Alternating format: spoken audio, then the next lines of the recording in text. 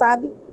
Tá, iniciei a gravação. Tentei salvar duas aulas, acabou travando, aí agora o Rodrigo ainda tem mais um tempo de gravação, porque esse é o CTLR e é o próximo complexo. O que eu tô perdida mesmo é naquela configuração espacial, entendeu? É pegar esse fio da meada ali que eu tô meio Configuração. complicado. Lá onde eu já estava falando aquela hora. Mas eu acho que eu consigo pegar depois. Eu acho que é porque também tem quanto tempo que a gente não vê nada sobre química orgânica, eu não sei, porque eu também peguei tanta matéria semestre passado, eu peguei 6 matérias semestre passado, esse semestre também tô com mais 6 matérias. Então, tipo assim, eu acho que foi ficando escondidinho na minha cabeça, entendeu? Mas dá para voltar. Eu acho que a gente captou até mais do que eu falo voltar do que falar não. Porque eu sei que não dá um defeito mesmo. Se vocês deixarem, eu passo o resto do slide em 30 minutos. Mas aí vocês vão ter um pouquinho mais de dificuldade para entender a disciplina. Então, se a gente voltar para trás e voltar reexplicando, eu acho que mais válido nesse momento, porque a gente já está adiantado. Assim, Rodrigo, esses 80 slides vai ser dividido em 2 aulas? Então, ele é dividido em duas aulas porque o assunto é Então, muito complexo. Se vocês então, quiserem, eu posso passar todo ele e a aula que vem a Oi, gente você viu que o continua. irmão e a irmã de eu lá queria de dar uma ideia. Se, se, se, Oi, se irmã. ela. De quê? Boa tarde. Kelly, seu microfone tá ligado. Ih, foi mal, Então, galera. porque assim, se ele é dividido em 2 dias, eu queria dar essa ideia se é viável. A gente passava os 80 slides hoje, pegava durante a semana, a gente estudava os slides, e aí na próxima aula a gente, tipo assim, dava aquela. Onde ficou de dúvida, aquela Tirar dúvida. pincelada. Sei lá, minha ideia, entendeu? Porque eu É, acho pode que ser. fica mais. Por exemplo, no meu caso, que estou boiando, eu vou ter a oportunidade de estudar os 80 slides durante a semana e na quinta que vem tá sanando as dúvidas, entendeu? Porque eu acho que não adianta eu falar que eu estou sanando dúvida agora se eu não peguei o fio da meada. Tipo, eu vou trocar 6 por meia dúzia. Também não sei se estou Eu falando acho que é lorota, uma, entendeu? não, eu acho que é uma boa sugestão a tua, Michele, Então, beleza. Então, eu né? vou terminar os slides. A gente parou aqui nos monossacarídeos, na redução da frutose. E aí, semana que vem, eu vou ver se eu já tenho exercício desse slide. Se não tiver, eu vou elaborar algumas questões. Aí eu posto até no máximo segunda para vocês. Aí vocês fazem os exercícios e sexta-feira a gente tira as dúvidas de novo. Pode É ser? mais bacana porque a gente exercita o que a gente pegou aqui nos slides, né, na aula, síncrona, e depois a gente só vem com as dúvidas. Realmente é uma boa ideia. Ô, Perfeito. Rodrigo, Ô, deixa eu só falar. Vocês receberam, alguém disponibilizou para vocês o Fenema em português, em PDF? Eu vou mandar lá para vocês. Eu passei para Não. você, Vanessa. Isso, gente, daí já vai ajudar bastante, porque eu tenho ele em inglês, entendeu? Mas aí junto o inglês com química orgânica avançada fica complicado, né? Então, assim, eu recebi faz pouco tempo, né? E aí eu acho que vale a pena. Então tem esse Fenema, né? Que tem todas essas fórmulas químicas, a parte bem descrita, né, Rodrigo? O Fenema é muito bom, É né? maravilhoso, principalmente para quem está começando, ele fala numa linguagem muito clara, bem fácil da gente entender. Vocês vão ver, vai gostar, o livro é muito bom. A professora Vanessa comentou com a gente mesmo que é um livro extremamente falou. importante. É que ele é muito caro, né? Eu cheguei a comprar ele em papel mesmo. Acho que é quase R$ 300, né, Rodrigo? É caríssimo, mas depois eu vou mandar um site Esse aqui tem para um vocês PDF. que a gente acha, a maioria desses livros a gente tem ele lá para baixar. Do professor eu sei que a gente não pode, né, mas Seria interessante, hoje em dia com Rodrigo, que eu essa não. metodologia que a gente está de tudo online, de ter restrição de ir para a biblioteca, eu acho que vale muito mais a pena a gente disponibilizar para vocês do que ficar aguardando reabrir uma biblioteca para poder estudar. Bom, então vamos continuar? o Bom, Gerson queria Rodrigo, falar também. só quero, assim, eu não sei se você conhece algum material, Rodrigo, até vou dar uma pesquisada depois, ver se eu consigo achar alguma coisa. Mas, assim, algumas animações, se tivesse no YouTube, alguns vídeos que expliquem por animação como que se dá essas ligações. Eu acho, porque eu sou muito visual e sinestésico também, então eu preciso ver, pegar, tocar, senão eu não aprendo. Então eu vou tentar pesquisar, mas se você tiver e souber de alguma coisa, poderia mandar para a gente que facilita o entendimento. Eu vou dar uma procurada também, mas eu não tenho as aulas que eu tive com a Thaís, ela levava aquelas bolinhas na sala e eu ficava mostrando, explicando, eu pegava na mão, era legal, era facinho de entender. Mas no YouTube deve ter alguns vídeos da ciclização, eu vou procurar aqui e eu vou mandando no forma push, tá? Mas eu tenho também, então de repente, eu digo, acho que eu tenho um de 1.000 peças, não sei quantas 1.000 peças, então acho que de repente a gente podia pegar e vir fazer os kits, não sei, emprestar um para o outro, Aí eu gravo o né? vídeo, Eu se vou. for testar, eu gravo um videozinho mostrando como funciona as configurações, onde fica, liga Legal, ótimo, ótimo. e a gente manda. Maravilha, gente. Então vamos, belezinha, excelente. Vamos tocar? Vamos. Aqui nós paramos na redução da frutose. E na verdade, quando a gente fala em redução, a gente está adicionando um hidrogênio, né? Sempre em reações químicas, a gente tem uma química aqui, ela não vai deixar eu mentir. A redução, ela está adicionando um hidrogênio. Se vocês repararem lá no mouse, ó, tá vendo aqui? Ele adicionou um oxigênio um hidrogênio no oxigênio que estava aqui solto. 2 hidrogênios, na verdade. Um hidrogênio no carbono e um hidrogênio no oxigênio. Para sair da frutose, da defrutose, para o D-glicitol. Aí reduzindo de novo a gente pode chegar no demanitol, que são 3 açúcares diferentes, onde é só por redução a gente consegue chegar neles. Essa redução pode ser química ou natural. Já os polihidroxiálcoois, eles têm o itóis e polióis. Eles são bastante distribuídos nos vegetais, algas, plantas superiores, frutas como pera, morango, maçã e pêssego, porém em pequenas quantidades. Eles também possuem praticamente metade do poder de adoçante da sacarose, ou seja, você vai precisar colocar o dobro dos polihidroxiálcoois para conseguir o mesmo dulçor que a gente consegue com a sacarose. Ele é utilizado como adoçante e como um umectante para segurar a umidade de alimentos processados. Além disso, a oxidação de um grupo ou mais hidroxilas, a aldose ou de uma cetose, por um agente oxidante, produzindo ácidos aldônicos, ácidos urônicos e ácidos aldáricos. Então, a gente, pelo nível se a gente está reduzindo uma aldose, ou oxidando uma aldose ou uma cetose, a gente pode produzir alguns ácidos diferentes, os aldônicos, urônicos e os aldáricos. Aqui embaixo a gente tem 3 exemplos, onde a gente só ocorre a redução aqui embaixo, no carbono 6 e no carbono 1 lá também. Os ácidos aldônicos, ele tem oxidação da hidroxila anomérica por algum agente oxidante fraco. Pode ser o hipoclorito de sódio, bromo ou enzimas específicas. O ácido D-glicônico, ele é utilizado como acidulante em alimentos. Os ácidos urônicos, eles vêm através da oxidação da hidroxila do último carbono. Por exemplo, o galacturônico, que é a pectina, é um deles. Os ácidos aldáricos têm as hidroxilas do carbono anomérico e do último carbono são oxidadas a ácidos carboxílicos. Então, é basicamente essas diferenças que ocorrem. O ácido galacturônico tem a função ali em cima, que está demarcado aqui, o COOH. Tá? Os oligosacarídeos, eles vão ser compostos de 2 a 20 unidades de açúcar e eles são ligados através de uma ligação glicosídica. Tá? Então, 2 monossacarídeos eles vão formar, através de uma reação de condensação, um disacarídeos e uma molécula de água. Então, uma glicose mais uma frutose vai formar uma sacarose e uma molécula de água.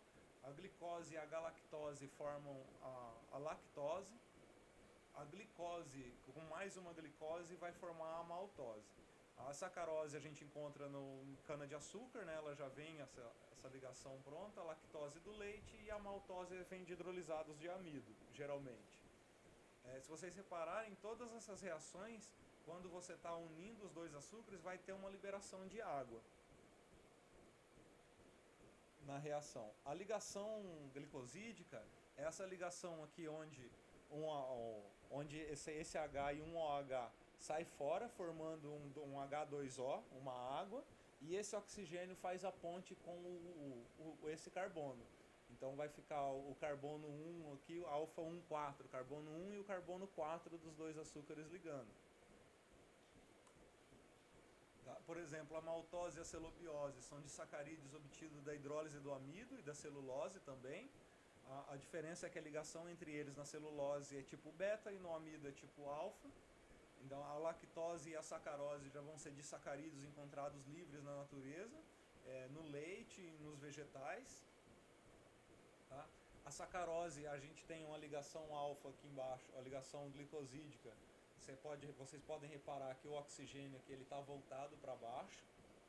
Tá? A lactose, ela já tem uma ligação aqui onde um dos oxigênios já tem a ligação beta, que ele está voltado para cima. Então é essa diferença que vai causar a nossa rejeição, ali, a intolerância à lactose na vida adulta, né? Geralmente é por causa dessa ligação que a gente não consegue quebrar, e isso causa um desarranjo no nosso organismo. A maltose, ela é duas sacaroses ligadas também por ligação glicosídica tipo alfa, 1,4. Tá? A celobiose, que é a da celulose, se vocês repararem aqui, ela já tem uma ligação beta, e essa diferença de ligação entre a maltose e a celulose é o que vai dar a diferença estrutural, as características do material. A celulose é indigerível, ela é resistente à perfuração, ela é dura, ela forma uma ligação bem firme, enquanto a sacarose ela já é digerível. Ela não forma uma estrutura tão dura assim, e ela reage mais com água facilmente, porque sua ligação ela é mais facilmente quebrada. Tá? Aí os tipos de ligação da sacarose, ela pode ser D-gli mais D-fru, então ela vai dar alfa 1, 2, com ligação glicosídea, D-glicose mais D-frutose. A lactose é uma D-galactose com uma D-glicose com uma ligação beta 1, 4, que é aquela ligaçãozinha virada para cima ali aqui é lactose só, aqui, a ligaçãozinha virada para cima, tá? A maltose ela vai ter dois açúcares de glicose com ligação alfa 1, 4, glicosídica, e a celobiose ela vai ter a ligação beta 1, 4, glicosídica. Então essa importância, isso é muito importante a gente lembrar que os açúcares alfa e beta ali são a diferença que ele expressa no produto final é muito grande. A gente pode, ele é comestível, ele é metabolizado, o outro ele é indigerível. E os tipos de ligações, as ligações alfa 1, 4, a ligação abaixo do plano dos anéis, que ele vai ligar o carbono 1 com o carbono 4 do outro monossacarídeo. Quando a gente tiver ligações alfa 1, 2, a ligação abaixo do plano dos anéis, ele vai estar ligando o C1 ao C2, e a beta 1, 4 vai ter uma ligação acima do plano dos anéis, ligando o C1 de um monossacarídeo com o C4 de um outro monossacarídeo. Tá? Então, aqui a gente tem a maltose, ela é formada por dois resíduos de D-glicose, onde sai aqui a água, o H2O vai sair fora e o oxigênio vai fazer a ponte entre o carbono 1 e o carbono 4, formando a ligação alfa 1, 4. Entendeu? O carbono a gente sempre começa a contar ele, acho que eu não falei isso para trás, é a partir do oxigênio. Você pode reparar que depois do oxigênio vem o carbono 1, 2, 3, 4 e 5. Daí o carbono 6 está para fora ali do anel. A lactose com a ligação beta de um lado, ali ó, como ocorre, ela é uma ligação entre uma D-lactose e uma D-glucose, onde vai ocorrer a mesma reação, vai sair um oxigênio e uma água daqui, com um hidrogênio daqui vai formar uma água, um oxigênio e um hidrogênio, mais um hidrogênio forma um H2O, e o oxigênio faz a ligação beta entre os dois açúcares. Tá? A sacarose ela vai ter ligação alfa 1,2, porque ela se liga no carbono 2 da frutose, do anel peroxídico, do furanosídico da frutose, que é um pouquinho diferente. A hidrose desses oligosacarídeos, eles vão ter como objetivo quebrar eles em monossacarídeos, né? E com o processo ele vai ser encerrado quando todas as ligações glicosídicas forem rompidas. Então a sacarose ela pode ser quebrada tanto pela enzima invertase, que ela vai separar, e a lactose ela necessita da enzima lactase, e a maltase para quebrar a maltose. Além da enzimática, a gente também pode fazer essa quebra ácida. Então o ácido ele vai ter essa capacidade de quebrar a ligação glicosídica, liberando os dois resíduos de monossacarídeos. O grupo hidroxilanumérico ali, ele é extremamente reativo. A gente chama até os açúcares redutores, que ele vai ter favorece as reações de oxirredução. Como vocês podem ver, ele vai ter uma hidroxila aqui, bastante hidrogênios livres para fazer a ligação. Então aqui a gente tem uma glicose redutora e uma frutose redutora. Deixa eu tirar o mouse para aparecer.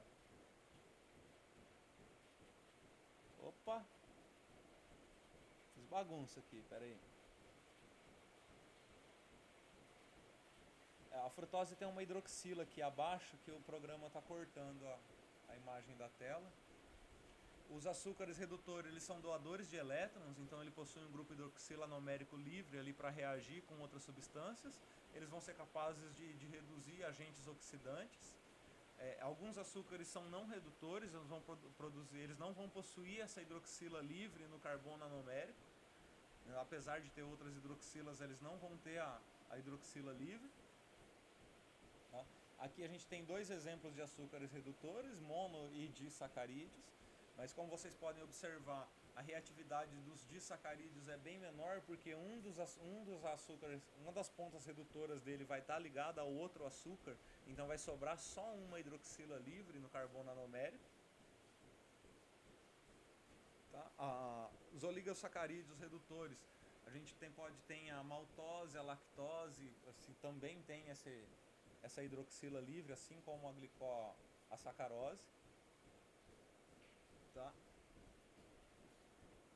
Aqui nós temos a sacarose e a glicose como açúcares não redutores. Pode ver que o carbono nanomérico aqui tem um CH2OH, ele não tem mais a hidroxila livre, então eles não são açúcares redutores. Eu falei besteira agora atrás, a sacarose é não redutor. Inclusive quando a gente vai fazer análise de sacarose em alimentos, a gente faz pelo método, na faculdade aí na UFMT, a gente fazia pelo método do ácido de nitrossalicílico, que é justamente a reação com essa hidroxila redutora da sacarose, que a gente consegue quantificar a quantidade de açúcares redutores e não redutores. A gente faz a análise dos açúcares redutores pelo DNS, aí utiliza ou uma enzima ou meio ácido para quebrar esses disacarídeos não redutores em açúcares redutores e refaz essa mesma análise. Aí por diferença a gente tem o total de açúcares redutores e não redutores na amostra analisada. Tá? A gente também tem os FOS, que são frutoligosacarídeos. Eles são são ingredientes alimentares para a indústria de alimentos. Eles apresentam aplicações em diversas áreas, são indicadores para formulações dietéticas, porque eles não são digeríveis. Professora? Olá? Posso? Oi. Sim, tá tudo ok. Não tá, pra mim tá ok. Tela para ver. Então, o conteúdo de fibra a serem utilizados em bebidas láticas e leite fermentados, geralmente o pessoal utiliza esse FOS para dar para trabalhar a textura, geralmente, dos alimentos, e além da função nutricional que ela tem. Quimicamente eles são constituídos por uma unidade de glicose unida por 2 ou 3 unidades de frutose. Tem a fórmula deles aí embaixo. com 2 frutoses e 1 glicose. Eles podem ser obtidos naturalmente da cebola, da banana, do alho, da beterraba e de outros legumes e frutas e legumes, ou também pode ser obtido industrialmente. Eles são muito empregados em alimentos pelas suas propriedades de fibras, que por não serem digeríveis, né? Além de não interferirem nas características organolépticas, então eles não têm muito sabor, eles não vão alterar o sabor do seu produto. Eles são resistentes às enzimas digestivas, não são digeridos pelo organismo humano, chegam ao intestino grosso intactos e eles podem ser fermentados por bactérias anaeróbicas no cólon. Então ele entra naquela categoria de alimentos funcionais, onde ele não é prebiótico, né, mas ele é um probiótico, ele favorece a proliferação dos micro-organismos no nosso trato intestinal. Foi a primeira aula. Essa daqui são as referências ali, o Bob, o Feynman, que foram, acho que foram os livros mais trabalhados. Aí se alguém tiver alguma dúvida, por favor. Nada, entendemos tudo. Ai, Rodrigo, entendemos tudo nada. Mas como diz a Michelle, depois a gente vai dar mais uma estudadinha básica para ver se... É muito complexo, muito demais. Muito, então eu queria ter dado metade da aula, mas eu falo demais, eu acabei passando do ponto. Então, mas o que vocês tiverem dúvida, a gente tem 1 hora ainda de aula. Se vocês quiserem voltar, tirar dúvida, ou já quiser que eu já disponibilize o exercício e vocês vão estudar, fica a critério. Disponibiliza, professor. Também acho, exercício seria legal pra gente tentar fazer. Então fechou. Podemos dar por encerrada a aula de hoje. Professor, a gente pode fazer junto depois também, o senhor ensinando como é que faz os exercícios que a gente não conseguir fazer? Claro. Pode ser na próxima aula? Pode ser sim. Aí a próxima aula a gente fica para tirar dúvidas desses slides e dos exercícios. Perfeito? Ok, pode ser. Para mim, perfeito. Pessoal, deixa eu perguntar uma coisa. Como vocês preferem? Porque como é que tá? Bom, acho que é melhor agora, Rodrigo, que tem mais pessoas, né? Eu até que acho que era legal, Rodrigo, eu não sei como está sendo ainda, mas de repente, vocês estão fazendo chamada? Como é que vocês estão? Ou como que tá esse controle para vocês? Eu costumo pelo menos anotar ali de quem está vindo. Claro que, como depois vai ter aula assíncrona, né, gravada, então aí talvez não vai ter tão problema. Mas agora que tem mais pessoas aqui... deixa eu abrir a câmera, né? Gente, é muito ruim, né, falar com uma fotinha. Bom, o que aconteceu nesse meio tempo, para estar nós dois aqui, né, eu e o Rodrigo, do nada. Bom, a professora Vanessa, né, deve ter falado para vocês que o contrato dela ia terminar, né, acho que dia 13, né, mais ou menos, né, pessoal? Comentou, né? Então, sim. Então, o que aconteceu, gente? A gente está em pandemia, né? A gente já fica meio distante, já dá uma desanimada, né? Porque a gente não consegue encontrar os colegas, sentar lá na cantina, né, Rodrigo? Tomar um café, tomar um lanche às 8, 9 da noite. Não, a gente tinha que sair correndo, ter intervalo às 8, que senão não pegava nem os lanches lá. Bom, então, gente, eu acho que para minimizar esse problema de vocês ficarem sem aula e tudo mais, porque, só para falar, né? Tanto o contrato da Marina quanto da professora Vanessa, né, da professora Marina e da professora Vanessa, venceram agora, nessa segunda semana de março, né? Só que a gente não consegue adiantar esses processos de concurso. Assim, olha, então vamos lançar antes já, porque já tem uma previsão. Não consegue lançar com 2 meses. Então, o que aconteceu?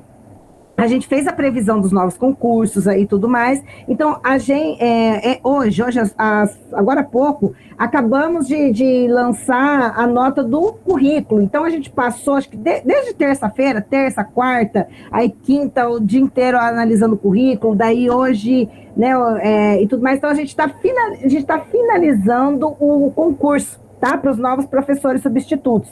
Mas até aí pode ter recurso no edital, pode ter não sei o quê, pode ter um monte de coisa burocrática que atrasa um pouco mais. Então, a previsão, né, é que vai atrasar aí um mês, mais ou menos. Então, né, como isso foi levantado em reunião do colegiado do CTA e tudo mais, então eu, né, como agora, acabamos de acontecer isso recentemente, mas eu, no caso, eu acabei de me ingressar no programa de pós-graduação em agricultura tropical, né? Então, o que isso significa, né? Assim como a professora Luciana Quimier e o professor Eduardo, né? Eles têm tem aluno de pós-graduação e tem essa possibilidade de um aluno de pós-graduação fazer estágio em docência, né? Então, assim, e o Rodrigo, daí eu tô com o Rodrigo, né? Tem uma, né, a Itatiane, para quem faz aí toxicologia de alimentos, né, por exemplo, ela vai estar mais ou menos nessa. Então, eu tô com, né, 4 alunos do PPGAT, né, Rodrigo? Mas os outros 2 são agrônomos. Então, nesse primeiro momento, eu consegui, né, trazer os alunos, né? O Rodrigo acabou de colocar esse mês, né, Rodrigo? Esse mês, acabei de assinar a ata. E ele já prestou o mestrado na agricultura tropical. Já está com bolsa também, né, Rodrigo? Você vê que maravilha? Enfim, nessa crise, graças. Isso, exatamente.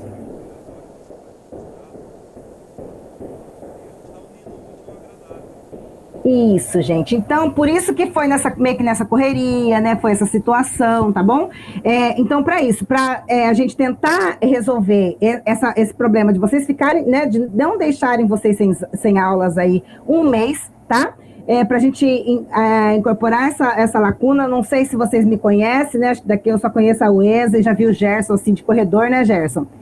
Então, mas a gente nunca conversamos, mas eu sou professora do 4º e do 5º semestre, né? Operações unitárias 1 e operações unitárias 2. Sou bem da parte de engenharia, do cálculo. Então, trabalho um pouco na área de química de alimentos, mas não sou nem carboidratos, pelo menos, né, Rodrigo? Eu não sei muito. Então, e aí, gente, pela legislação, é obrigatório que o professor esteja em sala de aula, tá? Então, assim, por isso que eu tô aqui, né? Não tô aqui, Rodrigo, não, é mais para dar um apoio ali, moral, né, e tudo mais. Mas, assim, gente, nesse intuito, tá? Então, o Rodrigo é aluno do mestrado, aí ele, né, ele está matriculado nessa disciplina que é estágio de docência, então, e ele entende bem dessa parte de carboidrato, mexe com essa parte de fermentações, então entende a importância de né, se hidrolisar celulose, hemicelulose, né, Rodrigo, para poder fermentar, a própria parte do malte e tudo mais. Então, por isso que ele está encarando essa parte. Então, pelas atribuições, né, Rodrigo, você vai poder dar só 20 horas, né, seriam as 4 horas, isso. São 5 aulas só. 5 horas, tá. Hoje já foi 2. Então vai ficar só para tirar dúvida. Mas é um assunto que eu gosto muito. Eu, desde a graduação, estou trabalhando muito em cima dele. Se vocês quiserem estudar, vocês puderem estudar e não tem problema, pode me mandar fora de hora, fora da sala também as perguntas. A gente tenta responder o melhor modo possível.